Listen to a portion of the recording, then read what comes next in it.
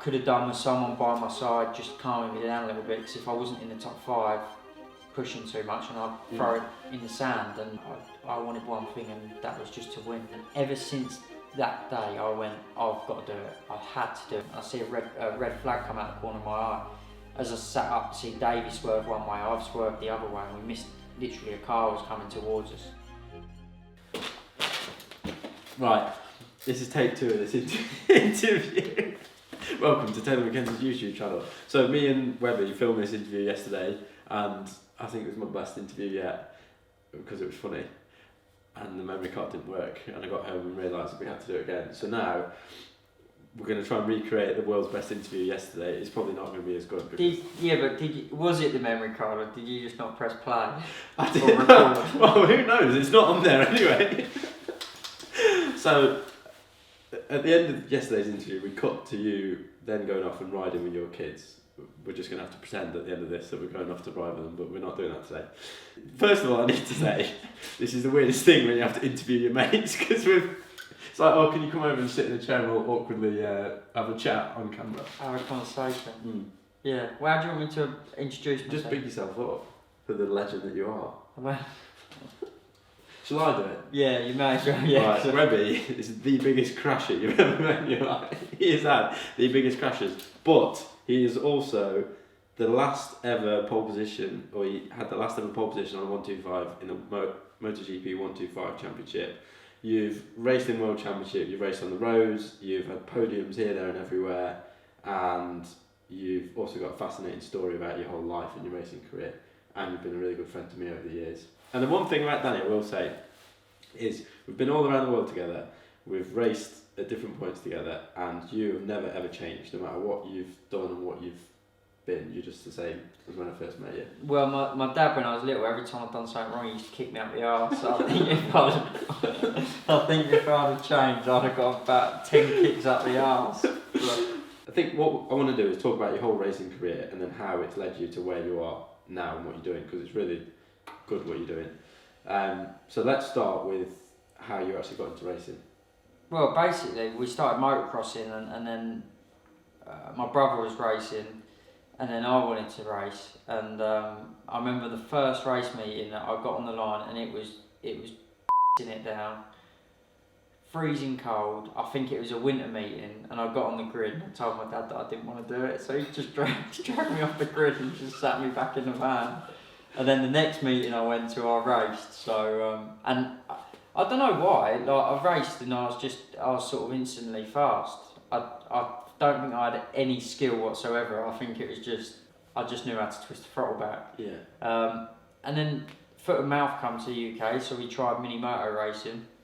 Just went and rented a bike, and Julian from Mini Moto Racing rented us it, and because he's tight, he only had one back brake on it, so that was it. So it was like high side city going into the corners. Yeah. But to be honest, in a way, like, it's good, because nowadays when you go to GPs, you're trying to get the riders to use the rear brake. Yeah. And that way you had to, because you had no choice. No front brake. But yeah, so we enjoyed that, and then we went road racing. But my dad done road racing, only at club level and that, but he done road racing, so it's sort of a natural. I think we was always probably going to end up going that way. And then yeah, went super team, done mini motos, then went super teams, and then sort of went from there. And what we talked about yesterday was how there's loads of different academies now. There's the British Talent Cup, there's the Red Bull Rookies, there's an Asia Talent Cup, there's these cups and academies all over the world. You were one of the original academy members, if you like, and it's quite funny how that came about. So how did that come about? Yeah, so we went down to, we was really good friends with Gary Taylor, the ex-Suzuki team manager, and we went down to Valencia for a meeting with Alberto Puig for this Dorna Academy. We didn't really know many details about it. It was just, we thought it was just a team happening in Spain for the next year, but it was for my brother. And I went there and just sat in, and we was in the Suzuki hospitality, and my brother was having a meeting with him with my dad, and I was sitting there probably drinking a can of Coke and swinging my legs around off the chair because I couldn't touch the floor. And then he just said to my brother, "You're going to be too big." And then he said to me, "Oh, do I race and what do I do?" And I said, "Yeah, I race. I finished second in the Aprilia Championship this year. And then without even seeing me ride a motorbike, he said, "Do you want to ride for me?" And I was like, "Yeah, all right." So went from there really. But I'd already signed a deal with UK1 Racing to do the British Championship, and then throughout like the years, you get people promise you the world and then never come up with things. So obviously we knew Alberta and we knew what he'd done for Pedrosa and stuff like that, but we didn't really take it that serious. So, and we didn't hear anything up until January, and then he said, "Right, do you want to come out and sign the contract?"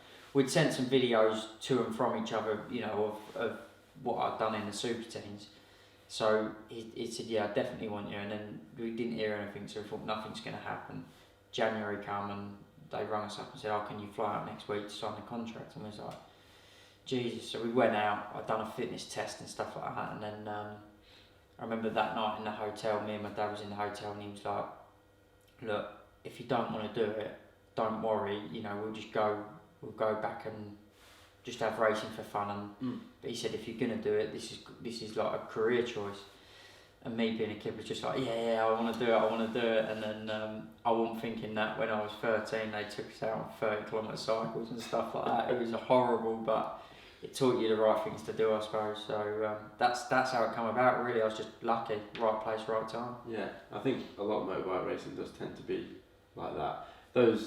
I briefly went, because I raced in the Rebel Rookie Cup.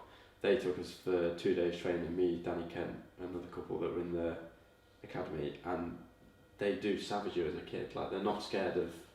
And how savage is it that they literally just went to your brother, "You're too big"? I know, but at the end of the day, they're just telling you the truth, aren't they? Because you're wasting your time otherwise. Yeah, exactly. And like we used to cycle 30 kilometres to a kart circuit, do a full day of supermoto and cycle back, like 13 years of age. It was ridiculous, but that's what the professionals do. And I remember they all put us in like a sports college as well. So we was all staying in this sports college with loads of different sports people, like basketball players and all that. And I remember a funny story. We all picked Jonas Folger up and off his bed and put him in the shower with his mattress. Because he wouldn't have a shower after training. I can only imagine what you were like. Who else was in the academy? The first year was Bradley Smith, me, Joshua Summer, Mike, a guy called Mike Minarop, Efrem Vasquez, and a guy called Jon Garrido. The second year was me, Kev Coughlin, Scott Redding, Isaac Vinales, Jonas, and Taka Nakagama. Really? Yeah, so like me and Taka got along really well. They put us as roommates, and I tried learning a bit of Japanese. I can imagine. Didn't work very well, and then I was trying to teach Taka English. So I can just imagine that. it was like, but I got along with him really well. Like, I got along with Taka really well. I got a lot of time for him, and then that year was just entertaining. Like, yeah, but it was good fun. Like, got a special bond with all of them, and even when I see them all now, everyone says hello, and it's just your childhood. Like, but yeah, they were savage with you, but you got to be that way, ain't you? Yeah, I think as well, because that sometimes happens to the general public that are watching bike racing. They put bike racers as some special people that are aliens or whatever, but everyone just starts off as kids riding motorbikes, and that's it's not glamorous. I remember when they first took me to Barcelona, and you're not there with your parents, like, you're there on your own, and when I got there a day earlier before everyone else, and they put me in this apartment room, and my dad rang me and he was like, "What can you see?" And I was like, "Barcelona." Like, I was there, I was so lonely. Yeah. And my dad was like, "Shit," and he rang him and he said, like, "Can you just take him for dinner or something?" Like, he's 13, he doesn't know what he's doing, he's on his own in Barcelona, and it's like, so they did, but the Spanish are just different, aren't they? Yeah. And that is almost the way you've got to be, because you've got to grow up so quick. But yeah, they're just different, and they do things in a different way. But I think in the UK, if we can sort of get that happy medium with it, I think we'll do it right, because we've got the talent in the UK. We just need to get them sort of training programs together for them, haven't we? Yeah. So you went then from those academies, I think you were racing Polo Spigaro, is that right? Yeah. And then you went from there to GPs. What was it like? How did that transition come? So in the Spanish, it was always sort of me and Paul at the front, but the 9 times out of 10 I ended up on the floor. But I was always quick. I always had the speed. Molinar come to me and wanted me to ride for him the year after, and Alberto sort of said, just, you know, you haven't got any money, so say you haven't got any money. If you show that bit that you'll try and get the money, then they're going to take it from you. So we didn't, and then I think Dorna ended up helping out a little bit, and we done a deal with Molinar, and then that year was really tough. Like, I really struggled. I had a few crashes in Qatar. Literally, I was a foot offline, and I was down, and I was like, what the hell happened there? But it's just, you learn it, don't you? I bet when you first, but you couldn't run offline. If you run offline, you was down. Yeah. Anyway, so I struggled with confidence halfway through the year. The team was like, you're going to have to bring some money with you next year. We didn't have any, so that was sort of the dream over. Then we went to the flyaways, and Japan was wet, and I got in the points and then not scored points for 10 years. So literally the day after, I'd signed another year's contract. So yeah, and then the year after we went from Honda to Aprilia. I knew I wasn't on the best bike being on the Honda, but I was always between like 20th and 25th. And then I got on the Aprilia and bang, straight away top 10 in the pre-season tests, and I was like, you know what it's like as a racer, you always did sort of doubt yourself. And I doubted myself. I thought I wasn't just cut out for it. And then, as soon as we got on the Aprilia, that was it. Was even on the standard one in testing. We didn't even have the kit on it, and then put the kit on it and went to Qatar and was like top 3, 4 every session we was there. And I was like, you know, let's have it. But then I could have done with someone by my side just calming me down a little bit, because if I wasn't in the top 5, I was pushing too much, and I'd throw it in the sand. And I could have done with someone just saying, you know, like 14th, 15th is okay, a couple of points is better than nothing, sort of thing. But that wasn't my mentality at the time. That was like, I wanted one thing, and that was just to win.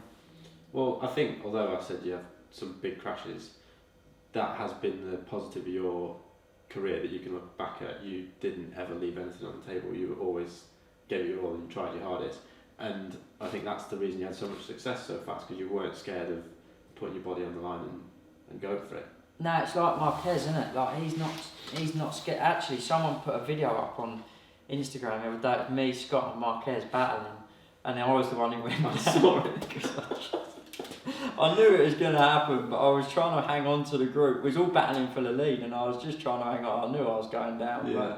But I put everything on the line, and a lot of people, I think a lot of teams see that, and that's why I could continue on getting my rides there. But you know what it's like, mate.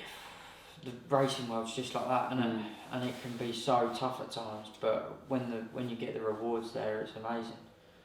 If looking back at your GP career now, I came in, I only did 1 year in GPs in 2011, and it was like, we had an amazing year. Some of the results weren't the best, but it was just a lot of laughs, and that was my first time really travelling the world, and had you as my tour guide at some points, and had to be a Grand Prix rider. Do you have any regrets about your career? Is there anything you would have changed? Yeah, I do have some regrets, and although I work really hard during the week on my fitness and stuff like that, and at the time, you know, I felt like I was mega fit. Well, I was mega fit at the time, but sometimes I was a bit happy-go-lucky, and then on a Sunday night we always used to have a bit of a party. Well, it wasn't always a bit of a party; it was quite a big party, and I wish I hadn't have done that. You know, you've got to have some relaxation time, and I wish I'd have just gone and had a beer or two, and then, you know, and then that would have been it. But it used to just stay out till 3, 4 o'clock in the morning, and have some. Don't get me wrong, they were good fun. But yeah, just I think if I would have just been a little bit different in that way, I could have probably made my Grand Prix career longer. But you know, we are where we are now, and that's one of the reasons why I've set my GP camps up, is to to make sure that our younger generation don't make them mistakes. Yeah.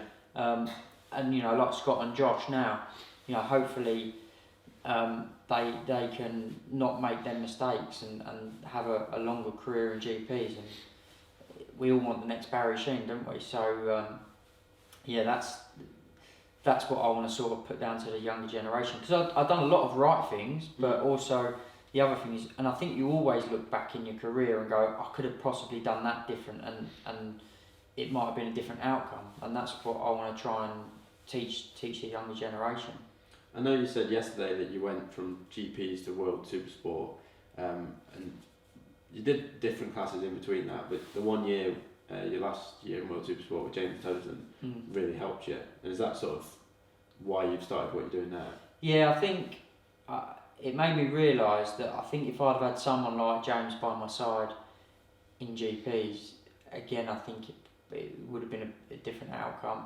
And you need someone by you with that experience, because at the end of the day, if it's someone who hasn't been through it, you would sort of think you don't really, because they don't really know what they're talking about, because they've not been in that position. It's such a hard position to be in, and you can get so frustrated at times. And James was he was so headstrong, and even in World Supersport, I doubted myself a little bit, because I've been road racing and I had to try and adapt to going back to short circuit racing, and just riding on that limit every corner. And James helped me a lot with that. And then when I started to doubt myself a little bit, quite when I went back and I wasn't where I wanted to be, he helped me be so headstrong. And all the little bits in between, like getting in a cold pool after the sessions and stuff, I didn't want to do it. I hated it, and every time he got me in it, I hated him for it. But it made me a better rider and a better all-round person. And just like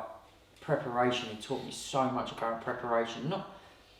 Not physically, because you should always make sure you're physically prepared, but just like making sure you've got enough visors, enough tear-offs, and if you've got enough sets of boots, just all them sort of things. And then arriving to the track, getting it all sorted, so then you're not rushing. Then you can have like the afternoon chilling, or doing just doing the last final little bits, and it helps so much, because the more relaxed your mind is, the faster you're going to go, and the more your talent's going to come out. Yeah. Something you touched on there was your road racing career. How it's not necessarily normal for someone that's in Grand Prix to end up road racing. How did that come about? I thought when Tim Reeves, the sidecar driver, went and done the TT, I thought he was mad.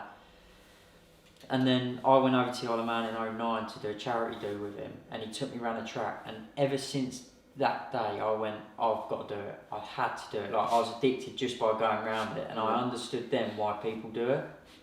So then, end of 2013, I needed some money to stay in World Supersport. I didn't have it, and I always wanted to do the TT, so it was replaying through my mind over Christmas, and then I made the call to Paul Phillips and said, I want to do it, let's try and sort something out. So we did. People obviously thought that I was getting paid a fortune to do it, which really wasn't the case. If you want to go and do that sort of thing, I would just say to anyone, do it because you want to do it, not for any other reason. Yeah. And I had Ryan Farquhar, I was riding for Ryan, I was with the best person possible. Like, there's no other bloke I would have wanted to have gone with, and I've got so much respect for what he's done, and the bikes he puts together are remarkable. And he just said, just go out there and enjoy it. I wrote a ZX10 off before I'd gone, so I was a little bit like, am I doing the right thing or not? And Ryan just said, you don't even have to use the power of the bike, just go and ride it wherever you don't feel comfortable, just don't push, or just don't, just go and ride. And that's what I'd done. And then, before that, I was on the grid to go and do my lap behind Milky. I was doing it behind Johnny Barton, and I turned around to my godfather and said, this ain't a bit of me. I said, I'm just going to do this lap and say it's not for me. And I'd done the lap, and then they couldn't get me out quick enough.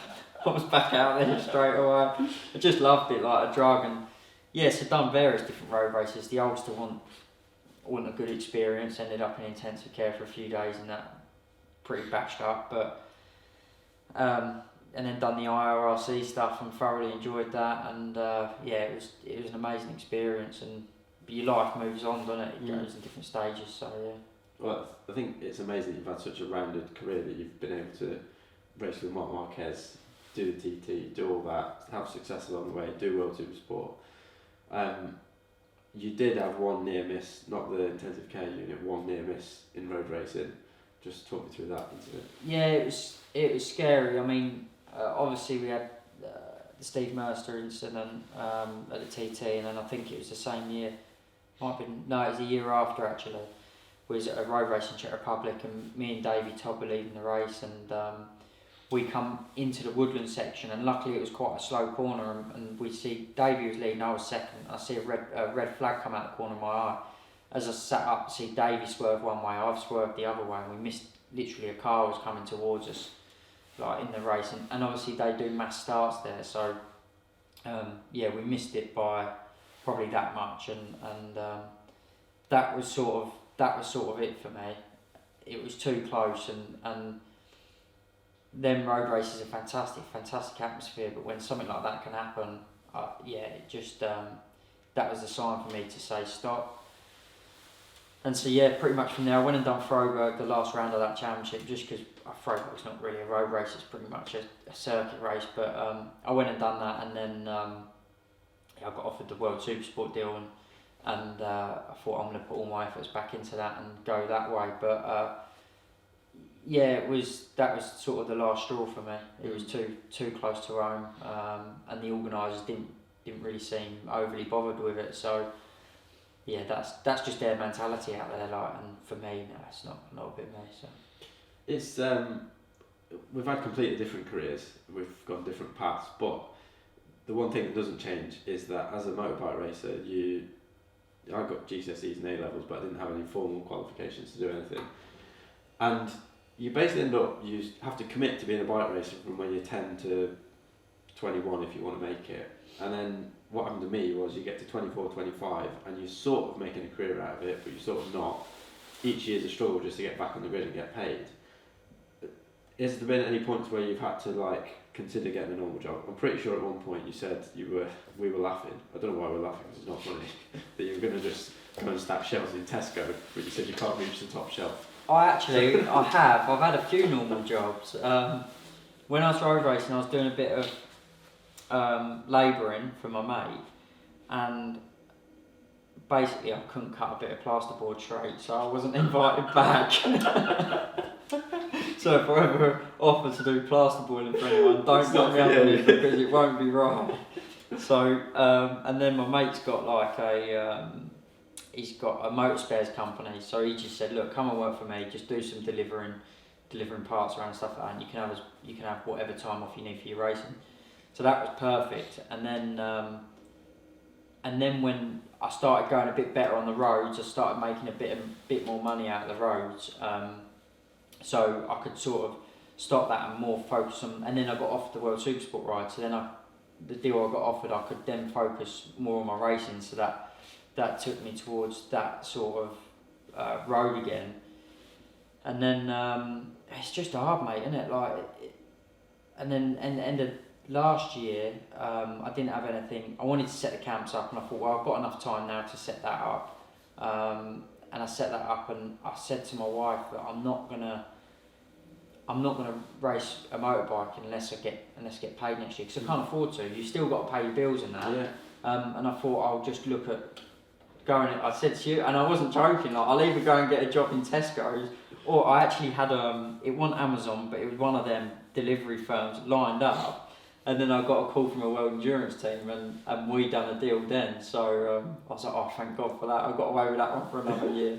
But it wasn't just about the money. It was about if I was going to enjoy it. So if I hadn't enjoyed this year, I wouldn't be continuing racing. But the team I was with, I thoroughly enjoyed racing a motorbike again, being involved with the team. And it's, to be honest, it's thanks to them that I'm sort of motivated for it again. So my teammates I had were fantastic, got along with them brilliant, and I had a mega fun year racing a motorbike, and it's got me hungry again because we got a couple of pole positions in the stock class in the World Endurance.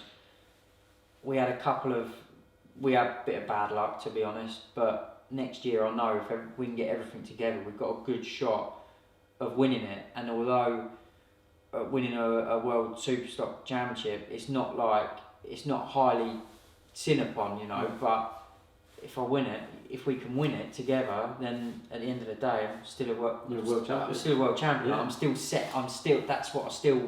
It's what you set out to be, isn't it, when you're a youngster, and that's what I want, and that's the aim. So with the camps and that, the kids keep me on my toes and keep it in the pace there. So it's all enjoyable, and I just want to be involved in bike racing because I've realised that also getting a normal job, it's nothing I'm into. So I want to try and do something I enjoy and I'm passionate about. I think we're both similar in that respect, that we're both not scared of doing work. We enjoy working and enjoy earning money, and you have to find ways of making money. But what does make it hard, or what I found hard, is when you become a bike racer, you don't live in the normal world. You don't get up and do a 9 to 5 Monday to Friday. You get used to having free time for 4 days at a time, and then you work really hard for 7 days or whatever.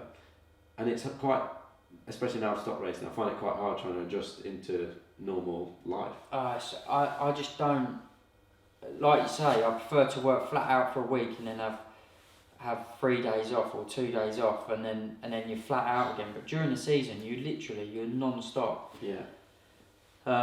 And yeah, I just everyone's different, aren't they? Like I don't think I'll be able to get up and do a 9 to 5 every day. And also, when you're passionate about something, you do a better job of it, don't you? If you're not passionate about it and you're just doing it for the sake of it, then you're not going to do a very good job of it because you're not that bothered. But like with the camps, then with the kids team we're running next year, and then with my own racing, and then we've got Petrol Revolt, obviously, which is the YouTube channel, but we're doing different events as well next year. Like it's cars and bikes, and that's what I'm into. That's what I'm passionate about. So I enjoy doing it, and if you can earn a little bit of money of I prefer to earn a little bit of money at that and enjoy doing it rather than earn a load of money at something else I don't enjoy, because at the end of the day you've got to be happy, haven't you? Yeah. And that it's said it a lot, and a lot of people struggle with their mental health and that, and you've got to embrace life, haven't you? And you've got to, it's an old cliche, isn't it? But you've got to enjoy yourself and make the most of the time that you've got. I'm 100% behind that, because I was in that point in my racing where I wasn't enjoying it, and then now I'm out of it. I just love everything I do. I'm really lucky that I get to do what I do. And you're still around it, aren't you?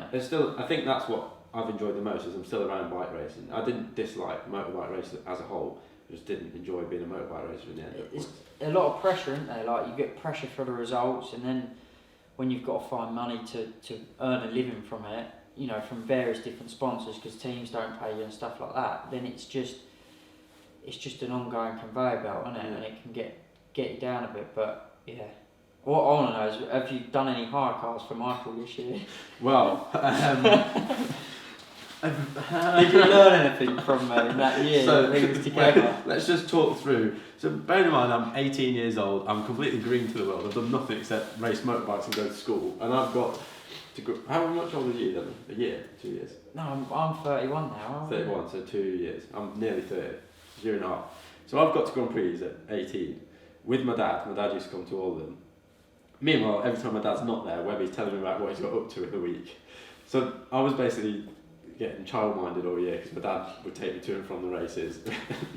Meanwhile, Webby's been let loose since he's 13 in Spain and around the world, so he knows what goes on. John Hopkins was a mentor for you at points during it. And you were just, it was like another world to me. So one of the races you got to, you went, I've gone off. Oh. I said, what? He said, yeah, well, I was going down the motorway and I was just trying to skim the mirror off the wall. Honestly, I've not changed much now because the amount of cars I scrape and that, I get myself into these. We went to Spain when COVID was on. I said to Rihanna, I said, right, let's just drive to Spain. We're there for the season, and we're in Porto I've got my sprinter, and Rihanna's like, you're not getting down there. I'm like, I am. I'm trying to get through this gate. She's going, and she's like, what are you doing? I'm still the same now, but Yeah, I like to be a bit ambitious and just Yeah. try and test the waters. You'd have thought I learnt by I now. know. It made me laugh. We've got that carried away then. We've done half an hour, which is longer than I thought we were going to do. I don't know where we got up to, but thank you for watching. That's the end of this one. Thank you to Danny. Cheers, mate. I think we'll have you back at some point. We need to do something. Oh yeah, we'll do some bits together, right? Yeah. You need to get on the challenges anyway with Al Fagan and us. Yes, definitely. That'd be a lot. Make a plan. All right. See you in the next one.